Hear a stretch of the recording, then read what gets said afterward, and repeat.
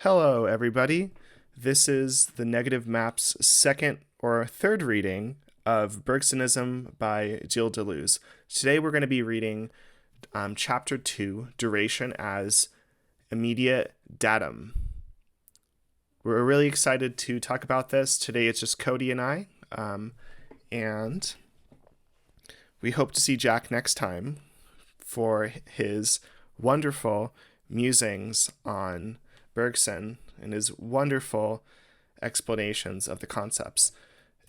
Cody, is there anything you want to talk about before we move forward, or should we just kind of jump right in? Oh, so happy to jump right in. Been sorry I missed the last one. I loved catching up and hearing what Jack had to say. He had quite a lot of good, interesting things to say. I'm glad that he's along this journey with us. I'm happy to jump straight into chapter two. Let's do it. So again, duration as immediate datum. And I'll do some reading and then you could jump in later. Let's see. Okay. We shall assume that the reader is familiar with the description of duration as psychological experience, as it appears in Time and Free Will and in the first pages of Creative Evolution. It is a case of a transition, of a change, a becoming, but it is a becoming that endures, a change that is substance itself. The reader will note that Bergson has no difficulty in reconciling the two fundamental characteristics of duration, continuity, and heterogeneity. However, defined in this way, duration is not merely lived experience. It is also experience enlarged or even gone beyond. It is already a condition of experience, for experience always gives us a composite of space and duration. Pure duration offers a succession that is purely internal, without exteriority, space and exteriority without succession. In effect, that is the memory of the past, the recollection of what has happened in space would already imply a mind that endures. The two combine, and into this combination, space introduces the forms of its extrinsic distinctions or of its homogeneous and discontinuous sections, while duration contributes an internal succession that is both heterogeneous and continuous. We are thus able to preserve the instantaneous states of space and to juxtapose them in a sort of auxiliary space, but we also introduce extrinsic distinctions into our duration. We decompose it into external parts and align it in a sort of homogeneous time.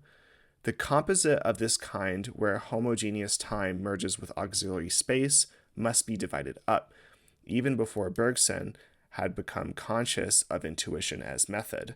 He had to face the task of dividing up the composite. Should it be divided along the two pure directions, so long as Bergson does not explicitly pose the problem of an ontological origin of space?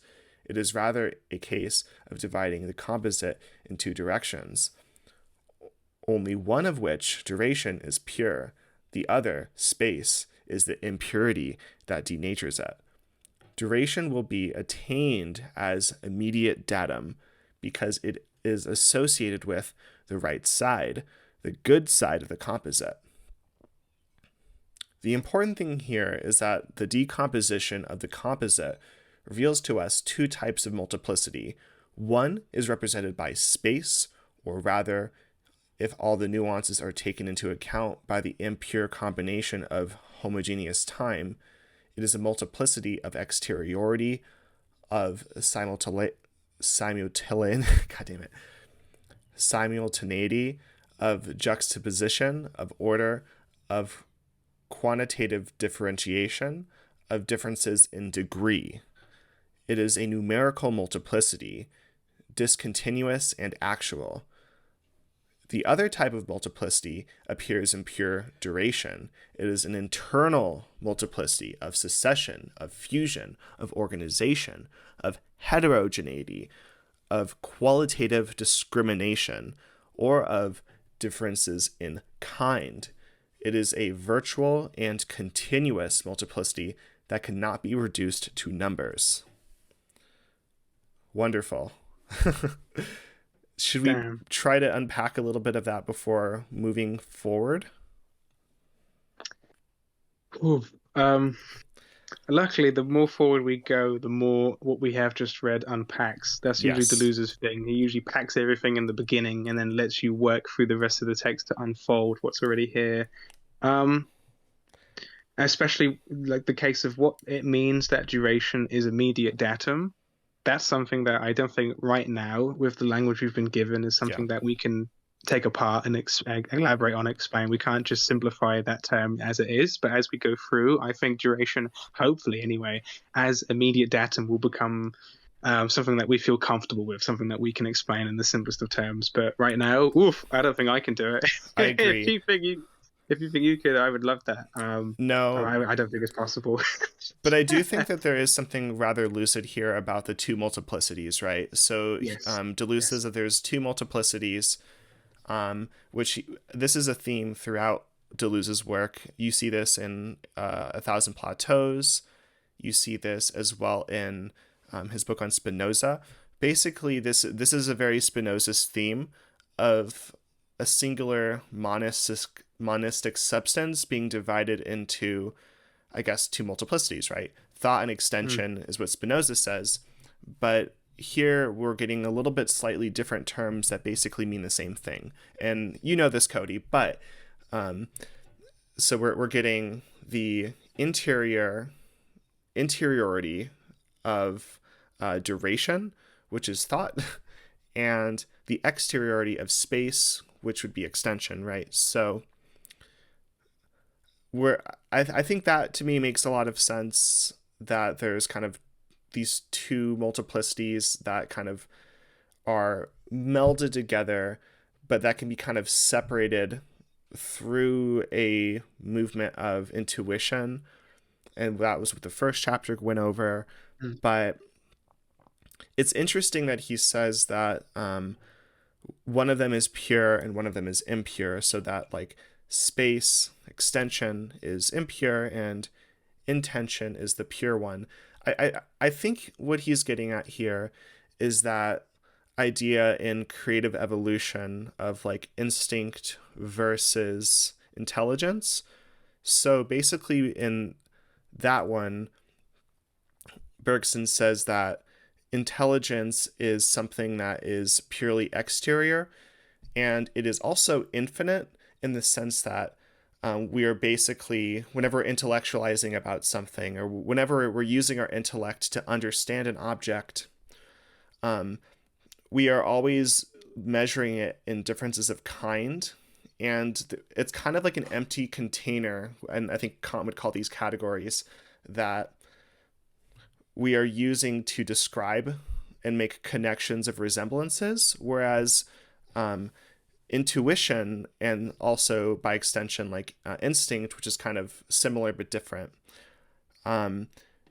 is a more of a direct experience of the object, where those kind of it's purely interior, and we can make a judgment of the object on the fly. And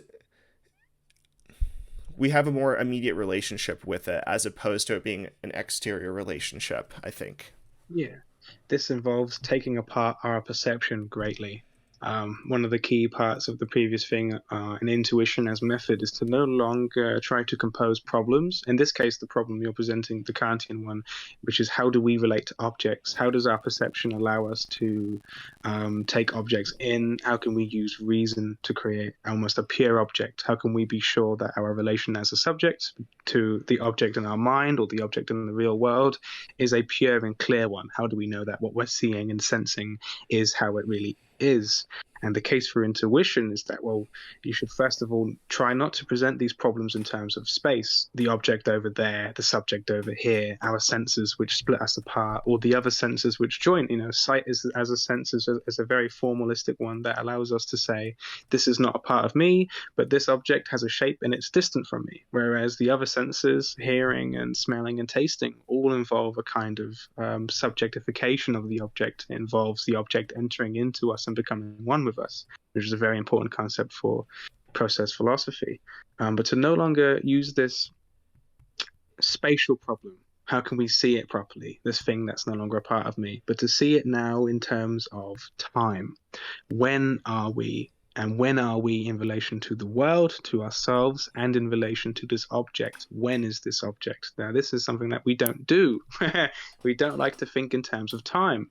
We don't like to think in terms of time at all. We like to think in terms of space. And I believe as this continues, I think having duration at the core, having duration as the substance of objectivity, as the substance of perception, allows us to finally continuously make that objective switch between there's a thing over there, where am I, how am I seeing it, is it proper, blah, blah, blah. These are all badly worded problems as we're being suggested anyway, but to see it in terms of when am I, what is my experience of time, what is my experience in duration, and how does that relate to the duration of the things which surround me. Yeah. Thank you, Bergson. Thank you, Deleuze. Hopefully our perceptions will be changed by the end of this chapter, but who knows, right? I think that's really well put. And also welcome, Joby. We are just starting the reading, so if you want to join us, feel free. We're happy to have you here. So, Cody, do you want me to keep reading, or do you want to jump in? I can. Yeah, I'm happy to take over for this little passage. Yeah, welcome, Joby. Good to have you. Just out of interest, is this one being recorded? Yes. Yeah. That's okay. Cool. Cool as hell. Yeah, I'll get reading. We'll get moving. So, too little importance has been attached to the use of this word, multiplicity. It is not part of the traditional vocabulary at all. This is particularly not the case when denoting a continuum. We shall see not only that it is fundamental in terms of the construction of the method, but also that, even at this early stage, it tells us about the problems that appear in time and free will, and these will be developed later. The word multiplicity is not there as a vague noun, corresponding to the well-known philosophical notion of the multiple in general. In fact, for Bergson, it is not a question of opposing to the multiple to the one, but on the contrary, of distinguishing two types of multiplicity. Now, this problem goes back to a scholar of genius, G.B.R. Riemann, a physicist and mathematician. Riemann defined as multiplicities those things that could be determined in terms of their dimensions or their independent variables, a very important concept for any scientific framework or method. He distinguished discrete multiplicities and continuous multiplicities. The former contain the principle of their own metrics, the measure of one of their parts being given by the number of elements they contain, and the latter found a metrical principle in something else, even if only in phenomena unfolding in them or in the forces acting in them. It is clear that Bergson as a philosopher was well aware of Riemann's general problems. Not only his interest in mathematics points towards this, but more specifically, duration and we're both getting stuck on this one. Simultaneity is a book in which Bergson opposes his own doctrine to the theory of relativity, which is directly dependent on Riemann. Yeah, that's absolutely true. Riemann fields gathers for Einstein what he needs to create the concept of space-time as a curved fourth dimension. So anyway, I hate maths. If our hypothesis is correct, this book loses its doubly strange character. In the first place, it does not appear abruptly and without explanation. Rather, it brings into the open a confrontation that until then had been implicit between Riemannian, and Bergsonian interpretations of continuous multiplicities. Second, Bergson's renunciation and condemnation of this book is perhaps due to the fact that he did not feel able to pursue the mathematical implications of a theory of multiplicities. He had, in fact, profoundly changed the direction of the Riemannian distinction. Continuous multiplicities seemed to him to belong especially to the sphere of duration. In this way, for Bergson, duration was not simply the indivisible, nor was it the non-measurable. Rather, it was that which divided only by changing in kind.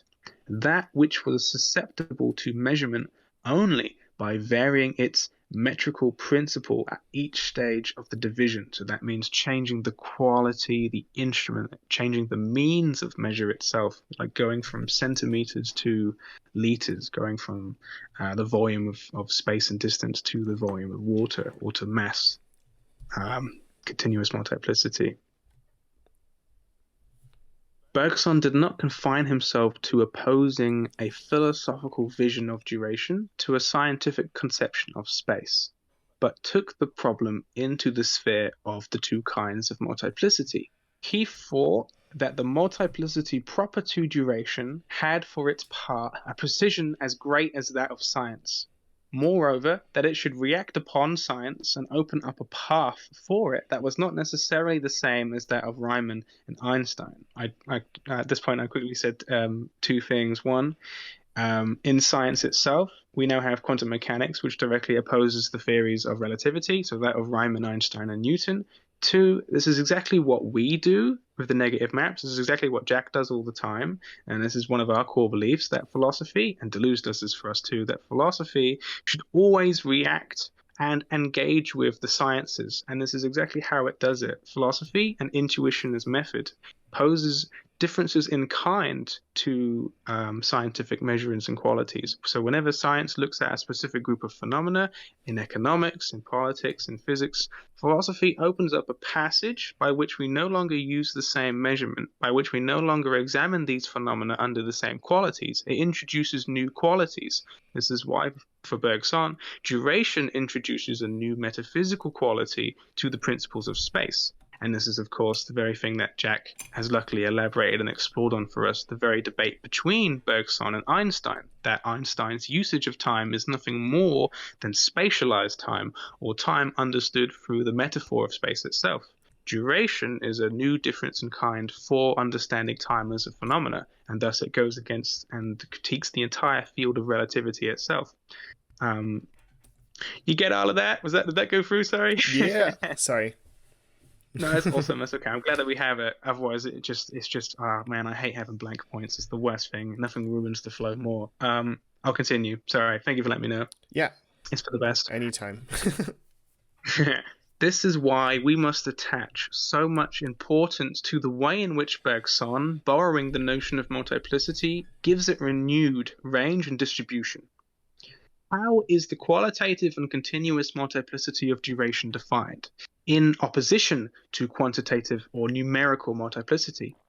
A difficult passage from time and free will is particularly significant in this respect, as it foreshadows the developments in matter and memory. It distinguishes the subjective and the objective. To quote, "We apply the term subjective to what seems to be completely and adequately known, and the term objective to that what is known in such a way that a constantly increasing number of new impressions could be substituted for the idea we actually have of it." End quote. If we confine ourselves to these formulations, we run the risk of misunderstandings, which are fortunately dispelled by the context. Bergson, in fact, specifies that an object can be divided up in an infinity of ways.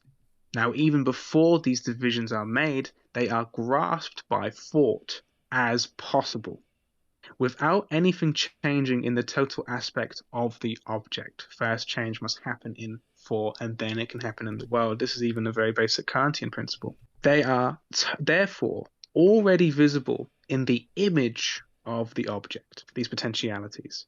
Even when not realized but simply possible, they are actually perceived, or at least perceptible in principle. To quote, "This actual, not merely virtual, apperception of subdivisions in the undivided is precisely what we call objectivity." End quote.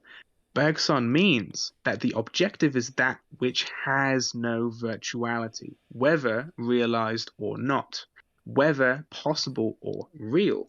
Everything is actual in the objective. The first chapter of Matter and Memory develops this theme more clearly. Matter has neither virtuality nor hidden power. That is why we can assimilate it to the image. No doubt there can be more in matter than in the image we have of it, but there cannot be anything else in it of a different kind. And in another passage, Bergson praises Berkeley for having assimilated body and idea, precisely because matter has no interior, no underneath, hides nothing, contains nothing, possesses neither power nor virtuality of any kind, is spread out as a mere surface, and is no more than what it presents to us at any given moment. In short, object and objective denote not only what is divided, but what in dividing does not change in kind. It is thus what divides differences in degree, so objective is qualitative. The object is characterized by the perfect equivalence of the divided and the divisions of number and unit. It creates the set. In this sense, the object will be called a numerical multiplicity. For number, and primarily the arithmetical unit itself, is the model of that which divides without changing in kind. That is the same as saying that number has only differences in degree. Number in this case is exactly the same as space, or that its differences, whether realized or not, are always actual in it. To quote, the units by means of which arithmetic forms numbers are provisional units which can be subdivided without limits, and each of them is the sum of fractional quantities, as small and as numerous as we like to imagine. While all multiplication implies the possibility of treating any number whatever as a provisional unit that can be added to itself. Conversely, the units in their turn are true numbers which are as big as we like, but are regarded as provisionally indivisible for the purpose of compounding them with one another. Now, the very admission that it is possible to divide the unit into as many parts as we like shows that we regard it as extended. End quote. I'll stop there. Yeah.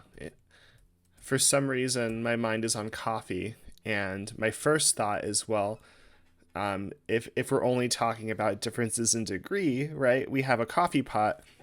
We pour half a cup of coffee. We add on to that half a cup of coffee to make a full cup of coffee.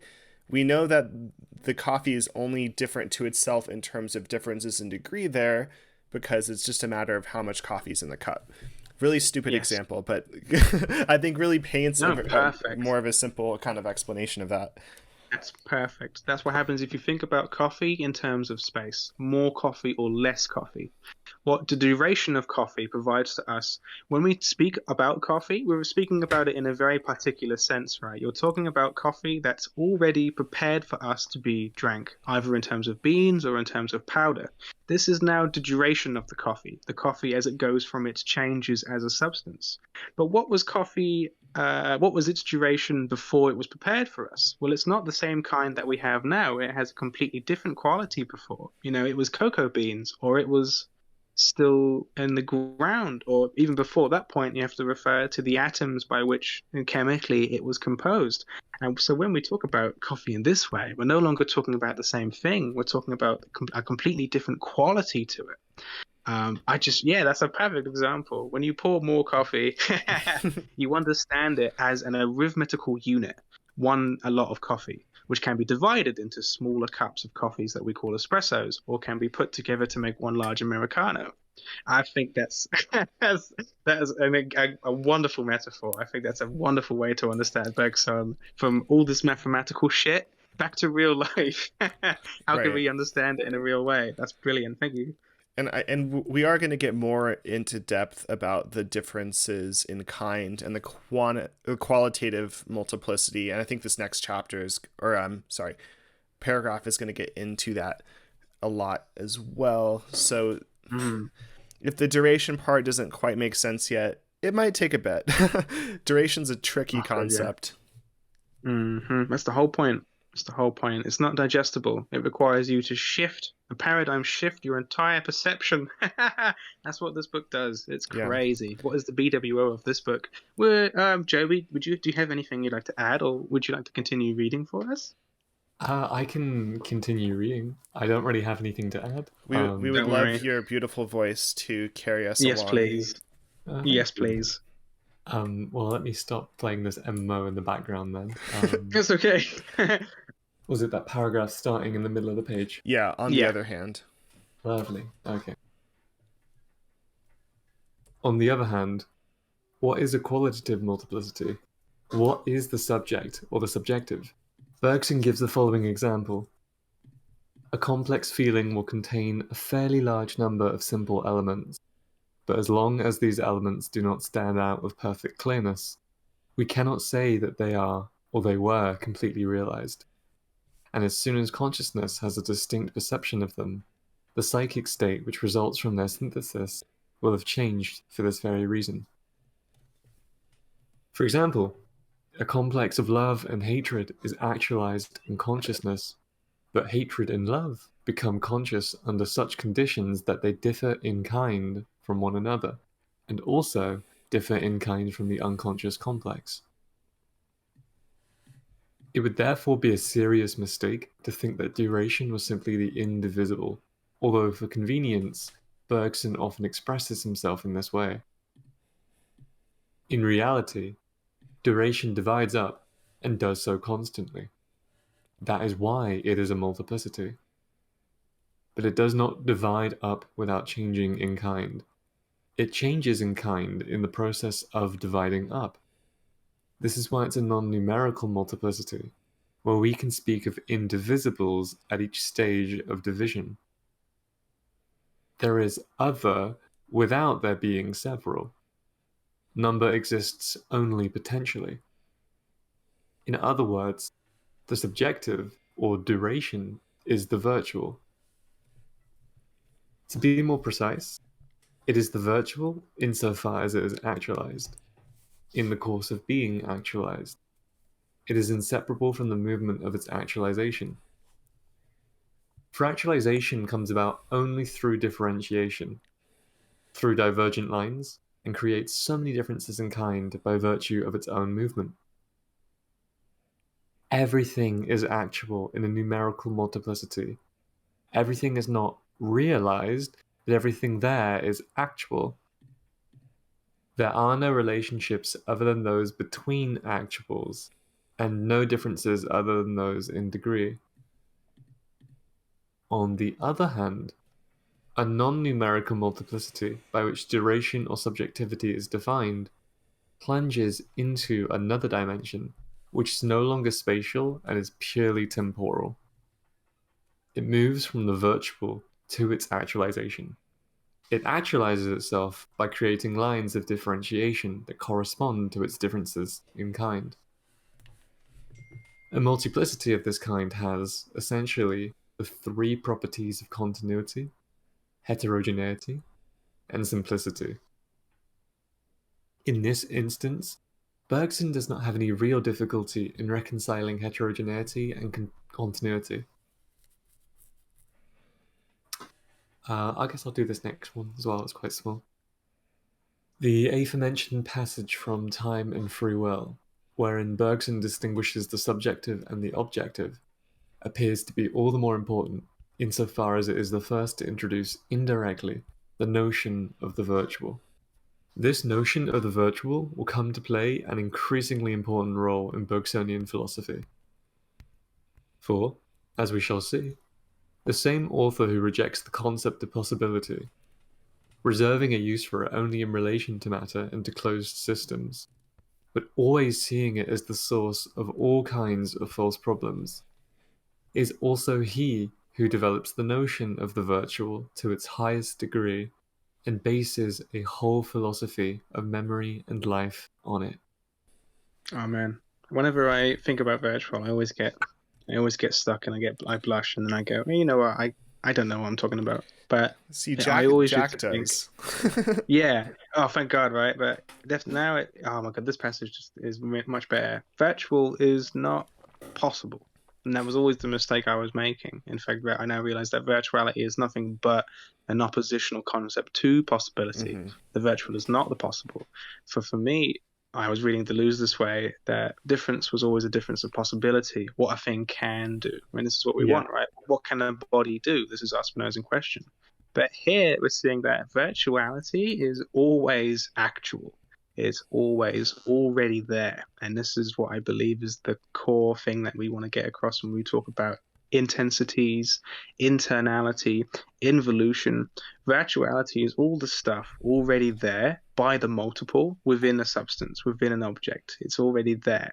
But it's only there when you divide, when you split up a thing, a singular, what we now realize as a haecity, what we now realize as a composite or a multiplicity, something which appears singular but is actually made up of several elements.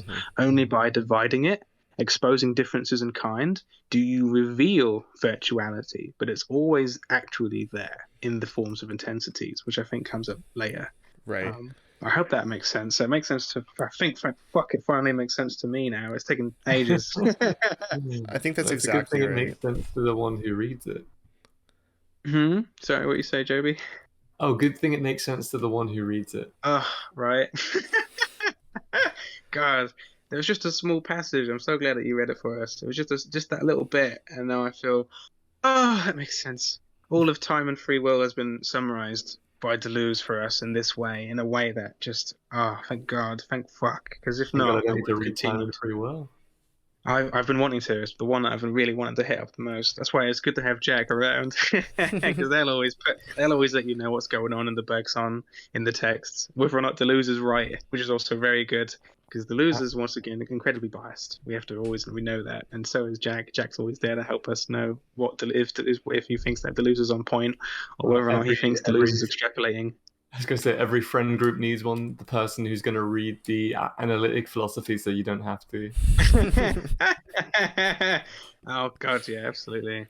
We are continentalists all the way, aren't we? We can't help it. We like literature. We like stuff that reads nice. Yeah. We like poetry. Yeah, We don't like arithmetic. We don't like maths. I was going to say, if you're going to read a book, then why do you... If I see a number, I go feral.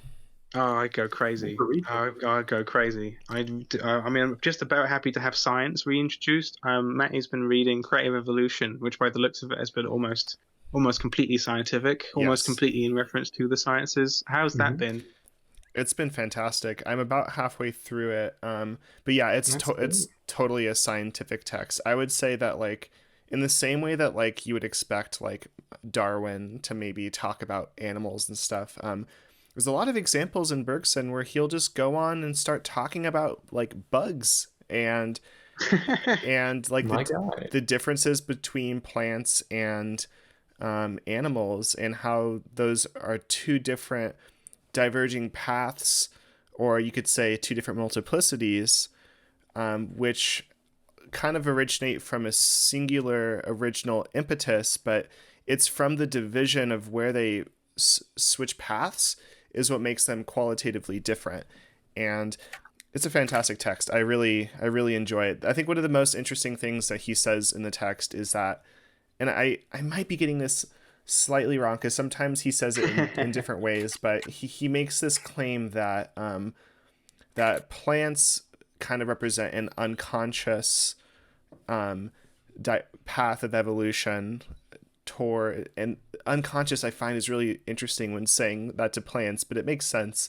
And you see the conscious formation coming from animals, and I think instinct is kind of what animals have. And so what's interesting is that for humans, it's those paths coming back and merging back and kind of diverging, which creates that impure mixture of conscious and unconscious. At least that's my interpretation so far. That's beautiful. That's a pretty good... Yeah. So mushrooms are in the middle. He actually, I don't know if he talks about the fungi kingdom. He does talk about mushrooms at one point, and he says that he's like surprised how mushrooms haven't like had more of an evolutionary like role. And I wonder how much of that was just due to his time and place, right? Because I think that like absolutely mushrooms may have not been talked about as much. Yeah. I bet McKenna's.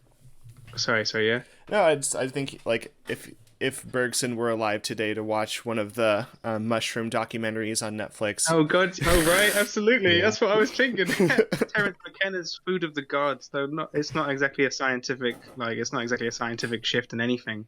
It provides this idea that mushrooms were always there alongside the conscious evolution of being human. Like mushrooms provided what Bergson would call elan vital for us. They expressed and they were a catalyst for consciousness. They were a catalyst for imagination, for desire, for socialization. They impacted our experience of reality in a way that we can only call psychedelic, which literally means mind manifesting. I don't mean to say that, Bergson's fucked up by missing something, but it's much more, you're right. Because of the context, the historicity of what Bergson was in, he still provided for us a map that we can take and express today. We can use Bergson to talk about the animal kingdom and the plant kingdom and the fungal kingdom and how we think, and how these useful expressions of consciousness and unconsciousness to talk about other kingdoms. We can still use that. We can take that map, right, that Bergson's provided for us and do something wonderful with it today. Sorry to go on so much. We've still got so much to read. And it's okay if we don't finish the whole chapter today. Hopefully we do. But if we don't, we can come back to it. I think these are fun concepts to talk about. And yeah. The next 2 pages are on the dialectics. So I think we might do a couple of pages and slowly get through this and then just see where we end up. All right. I could pick up here. Are you all ready? Thank you very much. I may actually have to drop out. Okay. Sorry, That's okay. No, thank you for joining us, though. Yeah, thank you. That's okay. It was good. It was good chatting with you. Yeah, we'll talk to you soon. 20 minutes or so. That's right. Thank you very much. No, stay safe. Stay safe. Right. Stay safe. Catch you later. Lots of love. Bye. Okay. Right. Let's go. The aforementioned passage of Time and Free Will, wherein Bergson distinguishes the subjective and the objective, appears to be all the more insofar as it is the first to introduce indirectly the notion of the virtual. This notion of the virtual will come to play an increasingly important role in Bergsonian philosophy, for, as we shall see, the same author who rejects the concept of possibility, reserving a use for it only in relation to matter and to closed systems, but always seeing it as a source of all kinds of false problems, is also he who develops the notion of the virtual to its highest degree and bases a whole philosophy of memory and life on it.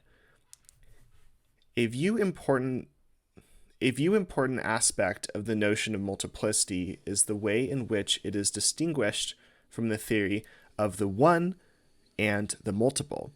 The notion of multiplicity saves us from thinking in terms of one and multiple.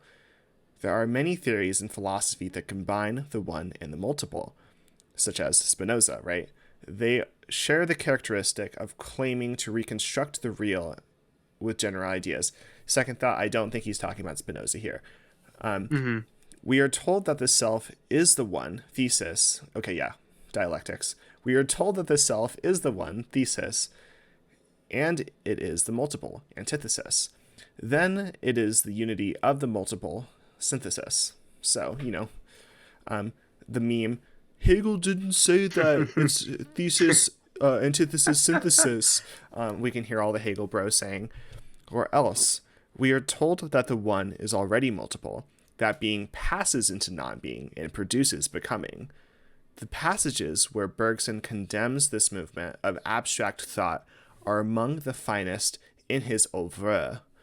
To Bergson, it seems that in this type of dialectical method, one begins with concepts like baggy clothes are much too big.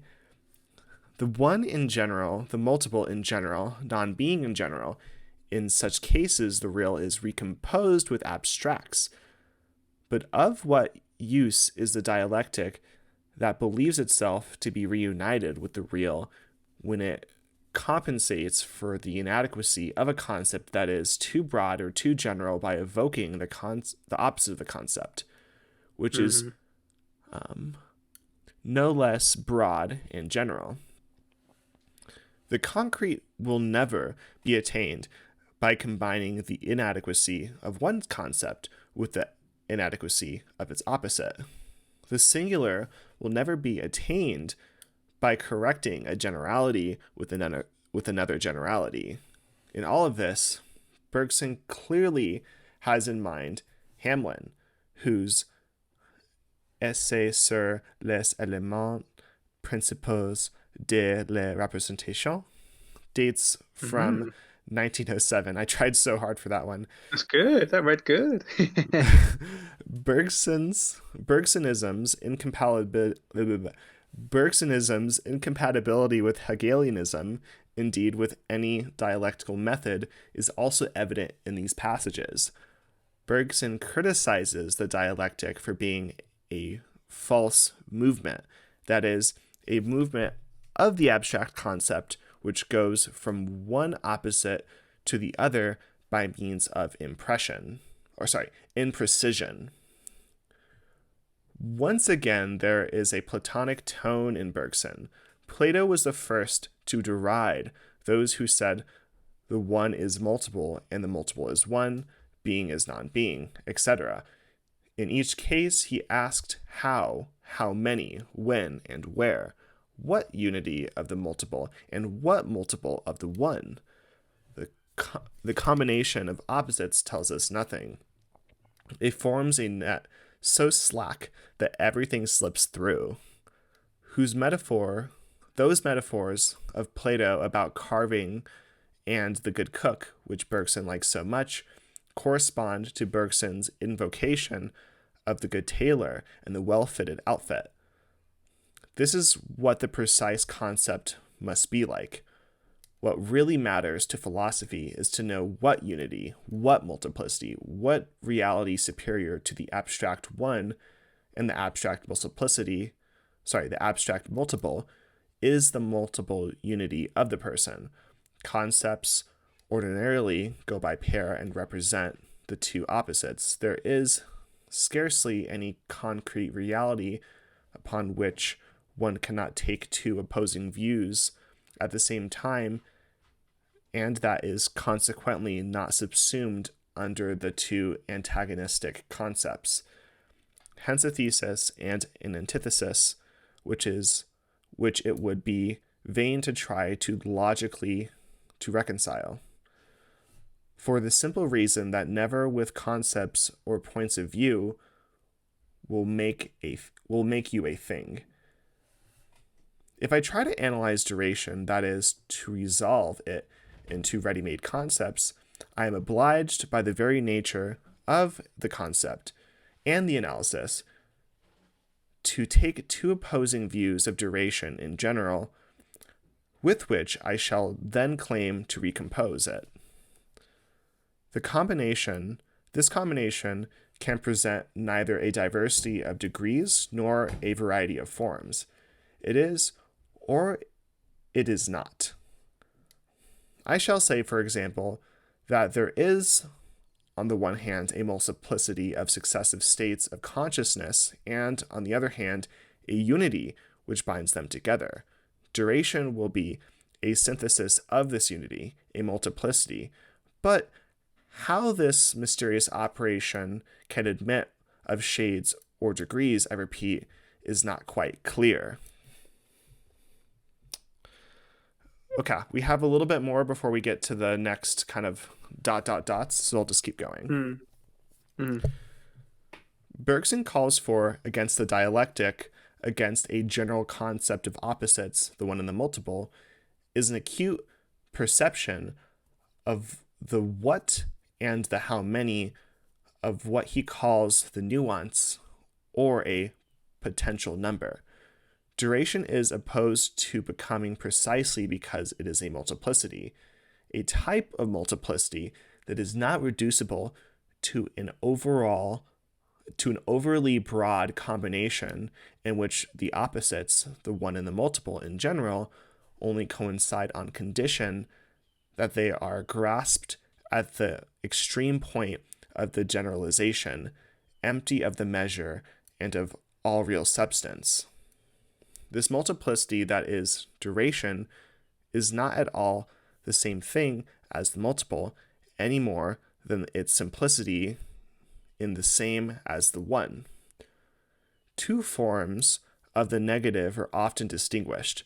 the negative of simple limitation, and the negative of opposition, we are assured that the substitution of the second form for the first by Kant in the post-Kantian was a revolution to philosophy. It is all the more remarkable that Bergson, in his critique of the negative, condemns both forms. Both seem to him to involve and to demonstrate the inadequacy.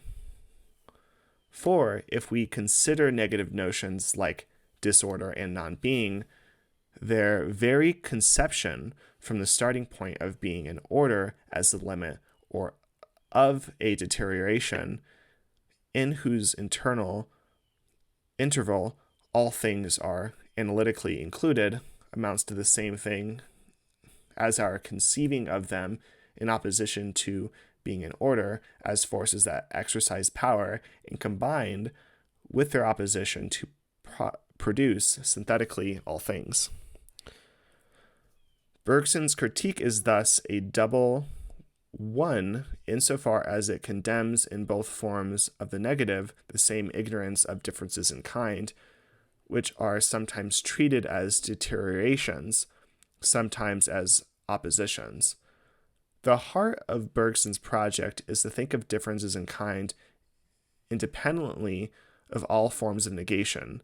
There are differences in being, and yet nothing negative. Negation always involves abstract conceptions that are much too general. What is, in fact, the common root of all negations? We have already seen it.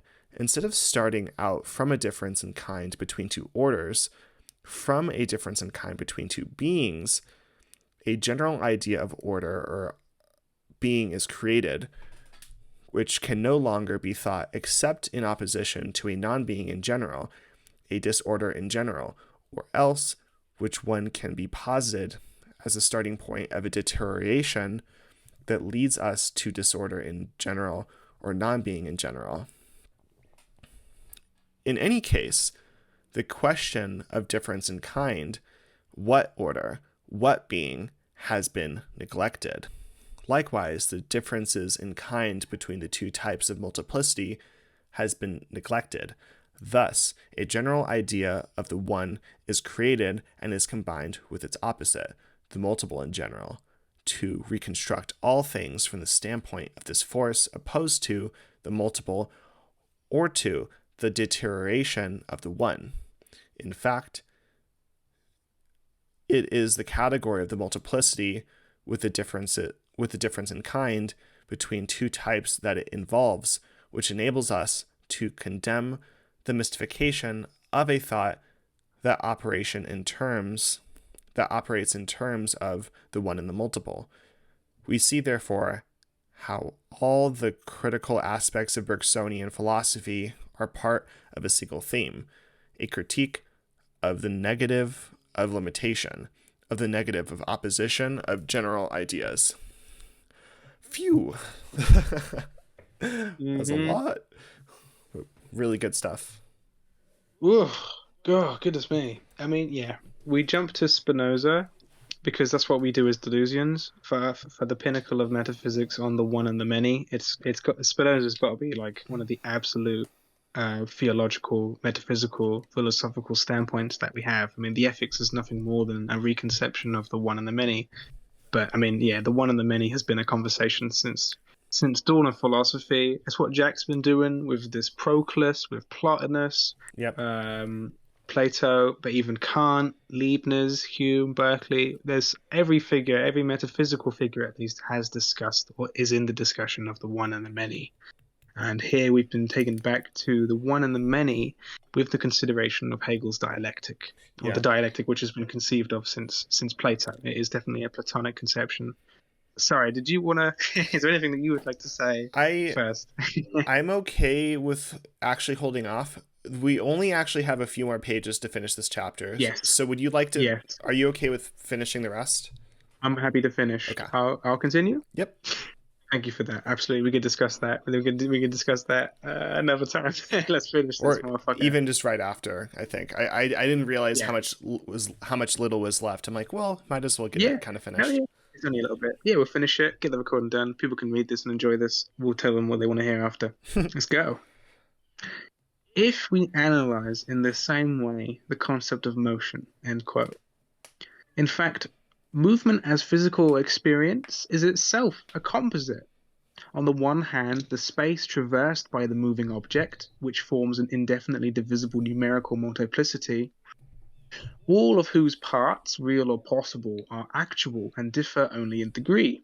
On the other hand, pure movement, which is alteration, a virtual qualitative multiplicity, like the run of Achilles that is divisible into steps, but which changes qualitatively each time that it divides. Bergson discovers that beneath the local transfer there is always a conveyance of another nature, and what seemed from outside to be a numerical part, a component of the run, turns out to be experienced from inside, an obstacle avoided. But in doubling the psychological experience of duration with the physical experience of movement, one problem becomes pressing. The question, do external things endure? Remained indeterminate from the standpoint of psychological experience. Moreover, in Time and Free Will, Bergson invoked on 2 occasions an inexpressible and incomprehensible reason. What duration is there existing outside us? The present only, or if we prefer the expression simultaneity. No doubt external things change, but their moments do not succeed, in the ordinary sense of the word, one another, except for a consciousness that keeps them in mind. Hence, we must not say that external things endure, but rather that there is some inexpressible reason in them which accounts for our inability to examine them at successive moments of our own duration without observing that they have changed. End quote. Another quote. Although things do not endure as we do ourselves, nevertheless there must be some incomprehensible reason why phenomena are seen to succeed one another instead of being set out all at once. End quote. Beautiful. However, Time and Free Will already had an analysis of movement, but movement had been primarily posited as a fact of consciousness. Implying, this is a very Kantian thing too, right? Implying a conscious and enduring subject confused with duration as psychological experience. It is only to the extent that movement is grasped as belonging to things as much as to consciousness that it ceases to be confused with psychological duration, whose point of application it will displace, thereby necessitating that things participate directly in duration itself. If qualities exist in things no less than they do in consciousness, seriously Kantian notion here once again, if there is a movement of qualities outside myself, things must of necessity endure in their own way, regardless of my psychological experience. Psychological duration should be only a clearly determined case, and opening onto an ontological duration, the duration of being itself. Ontology should of necessity be possible, for duration was defined from the start as a multiplicity. Will this multiplicity not, thanks to movement, become confused with being itself? And since it is endowed with very special properties, or substance, I think is another good word here, in what sense can it be said that there are several durations? In what sense can there said to be a single one? In what sense can one get beyond the ontological alternative of one/several? A related problem now becomes more urgent. If things endure, or if there is duration in things, the question of space will need to be reassessed on new foundations. For space will no longer simply be a form of exteriority, a sort of screen that denatures duration, an impurity that comes to disturb the pure, a relative that is opposed to the absolute. Space itself will need to be based in things, in relations between things and between durations, to belong itself to the absolute, to have its own purity.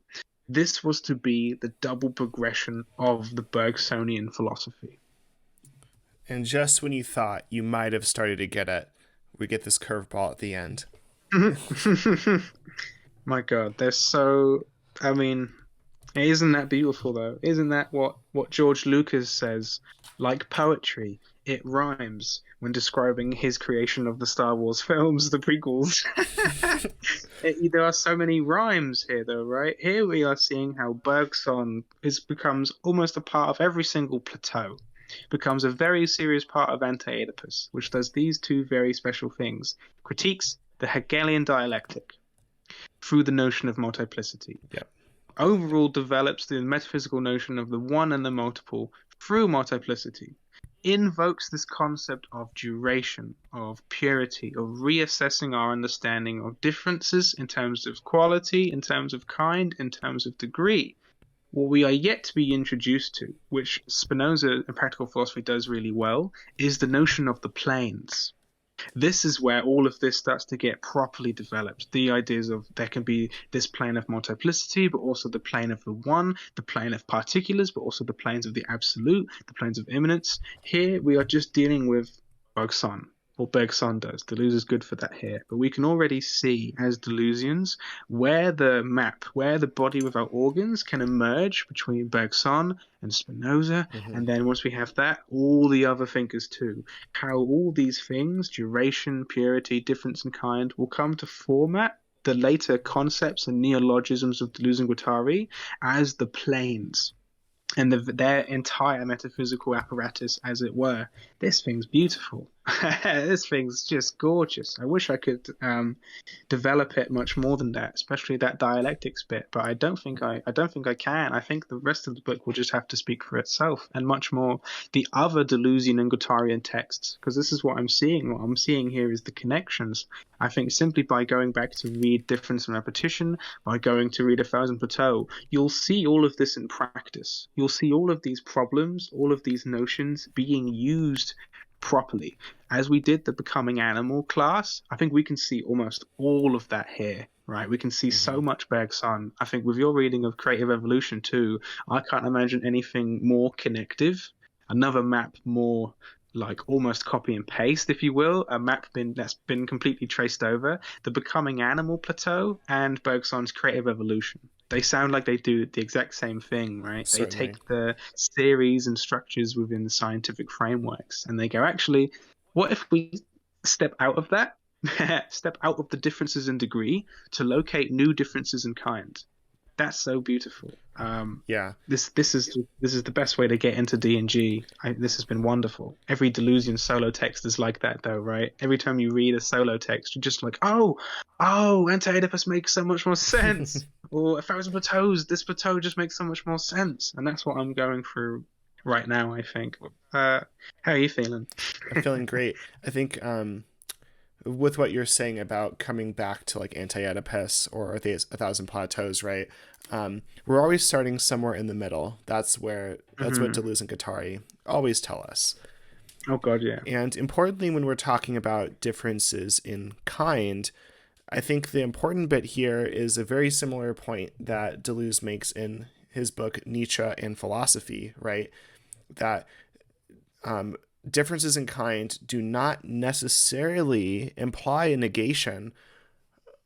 Instead, they actually imply exactly that they're different in kind. And I think this turn at the end of the chapter is actually really interesting because I think at the beginning of the chapter, Deleuze positions differences of degree or like space and differences in kind, which is like duration, as being different in terms of one being impure and the other one being pure. But at the end, it's like, wait, but we still haven't escaped dialectics if we are positioning it this way. Absolutely. What if differences in degree did have their own kind of purity? And that's what's interesting here. And I think that this is a very affirmative Nietzschean stance that that Deleuze is kind of applying to Bergson here. So if we're talking about those kind of negative maps that kind of connect Bergson to Spinoza to Nietzsche, that is exactly what it is here. And yeah, it's fantastic. Honestly, it's really good. Yeah. It says here, these metaphors of Plato about carving and the good cook. And with what you're saying about, Nietzschean philosophy does, it wraps up everything that you need to know about Deleuze's position on the dialectic. But the fact that we're seeing it here is just, I mean, it's clear that Deleuze has a target. It's clear that Deleuze has a philosophical opponent. One of them is Kant, and the other one is Hegel. And they are probably the two most prominent figures when it comes to Deleuze. I've seen people describe Eugene Holland, and Henry Summers Hall. They describe Deleuze's philosophy as, if anything, it's post-Kantian. Totally. We are finding ways to respond to Kant, and we are doubly finding ways to respond to dialectic. What the Plato's carving and the good cook thing represents, with what you're saying, I believe, is a way to understand multiplicity once again, but the notion of division.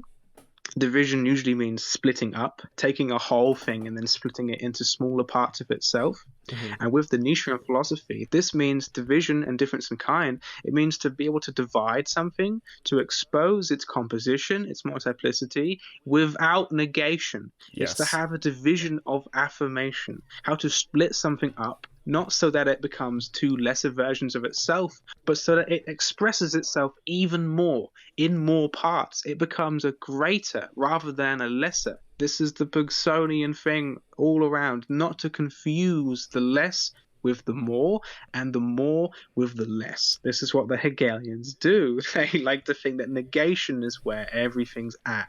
It's a complete system of negative philosophy. Negative map could not be a more ironic concept. We don't care about negativity.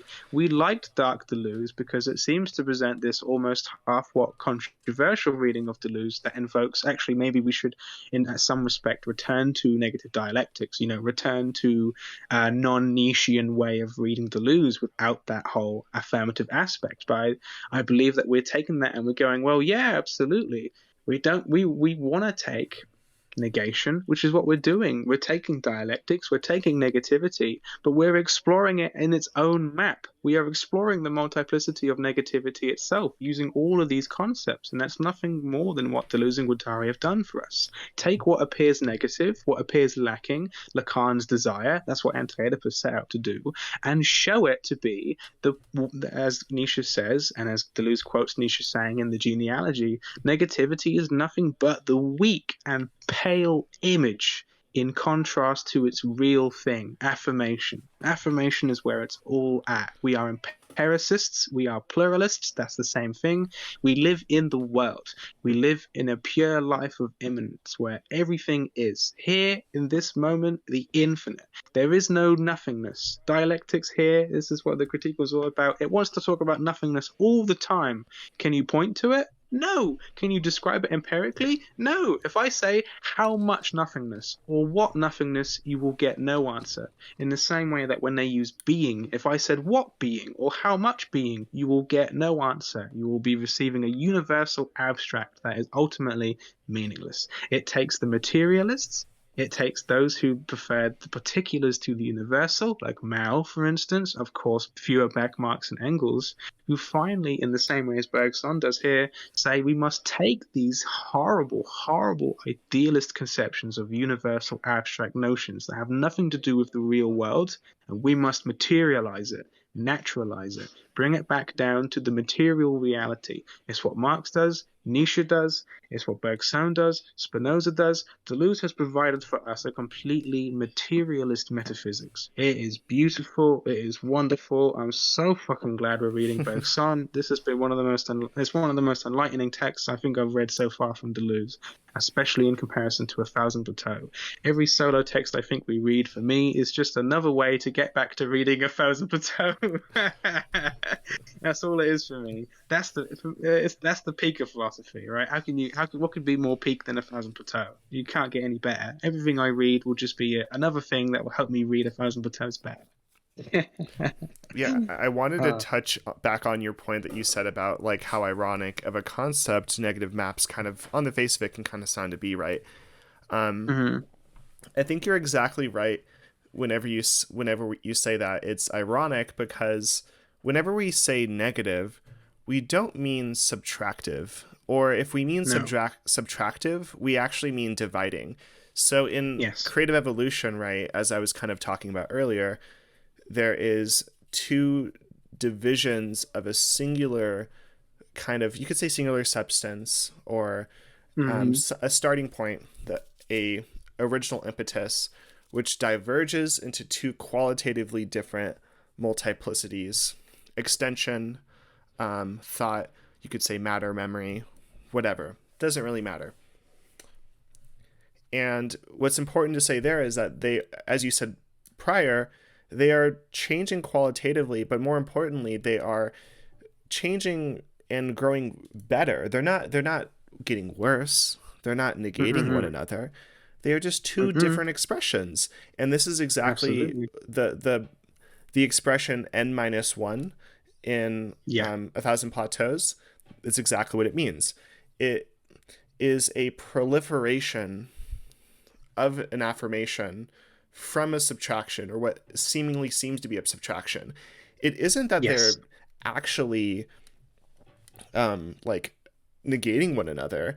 It's that we're shifting our gaze and just paying attention to the differences in kind between them. And that's what intuitionist method brings us, is it allows us to disregard, like, oh, like, I know that there's multiple parts to this, but I am choosing to look at this part of it. And that's kind of what it is. And it's an interesting operation that only the intuition can kind of give us access to, because otherwise we end up as the Hegelians do, and just seeing it as, oh, well, that's just negating that thing. They're just differences in degree, and they wouldn't use those terms because they don't read Bergson. Absolutely. It's a little bit harsh, but yeah, it's true. Negative maps, they appear destructive. They appear negative. It always seems to be the obliteration of something. Mao has this wonderful quote, negation in dialectics is not we meet together, we sublimate, we alpha bong, and then, we both come together to create a new synthesis of ourselves. Negative dialectics as such, or the negation of dialectics in the real world, is our armies come out to meet each other. I destroy you, or you destroy me. You are completely wiped off the face of the earth, and I endure. And in this aspect, in comparison with what we do with the Nietzsche, with the Spinoza, we're not disagreeing with this at all. Dark Deleuze reminds us of this. We're not disagreeing with this, what we can call unbecoming. A Deleuze who's not afraid of nihilism, who's not afraid of destruction.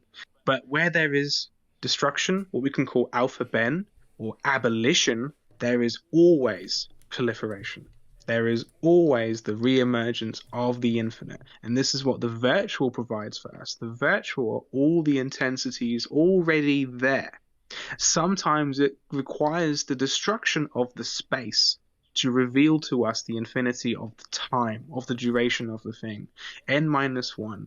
If you have a rhizome with cancerous, with rotting, with parasitic roots, with connections that are poisonous, you have to cut them off in order for proliferation. In order for the garden to flourish, you must pull out the weeds. There are no negative maps as such. You cannot envision a map of negativity.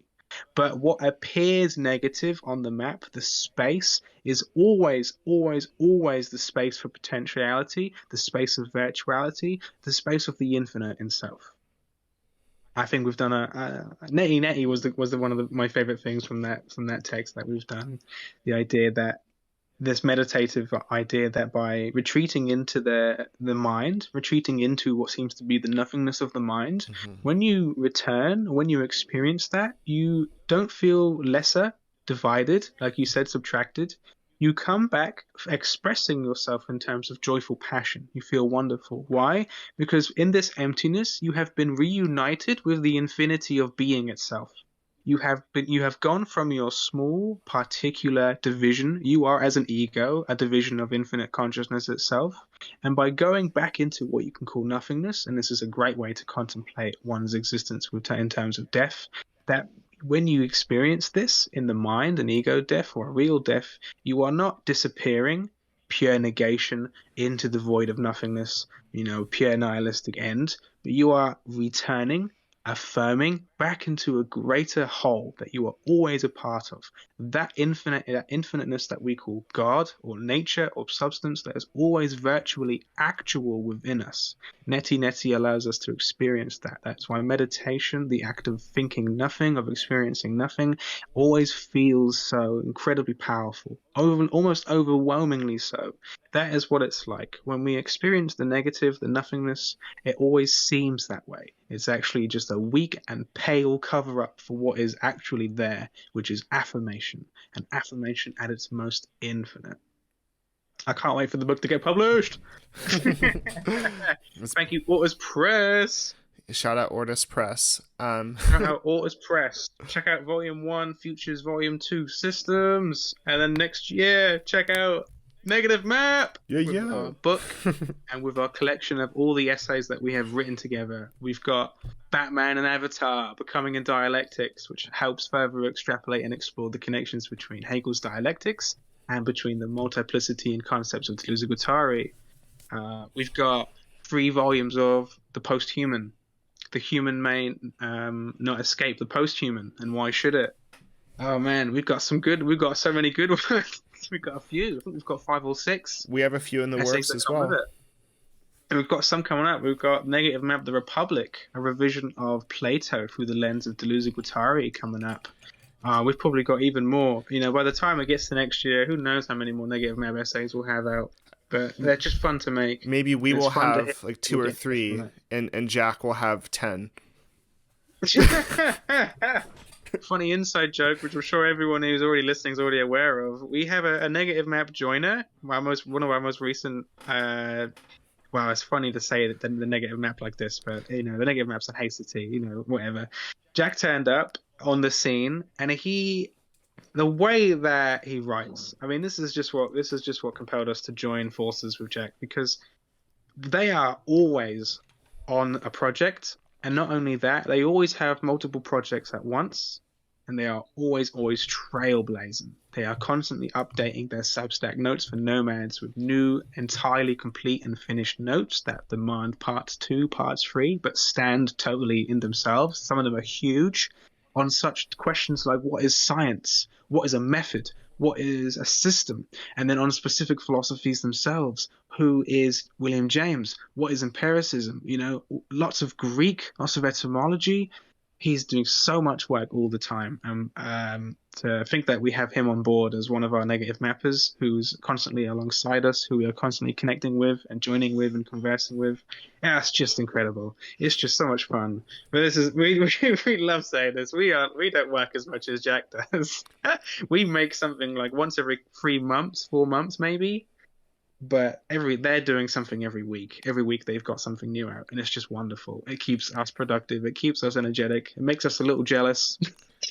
They are the desiring machine that powers all of our desiring machines. So his work is definitely very worth checking out.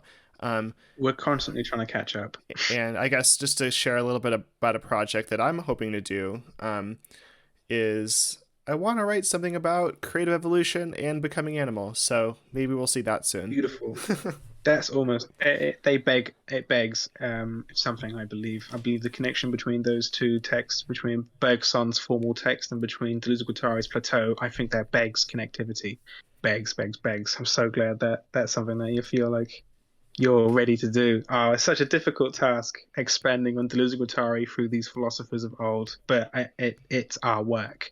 This is our work, if you will. I can't think of anything more purposeful, more meaningful than these tasks that we are getting into, these projects that fill us with joy and yet at the same time compel us. These feel almost necessary every time we write something. I'm so glad we're doing this.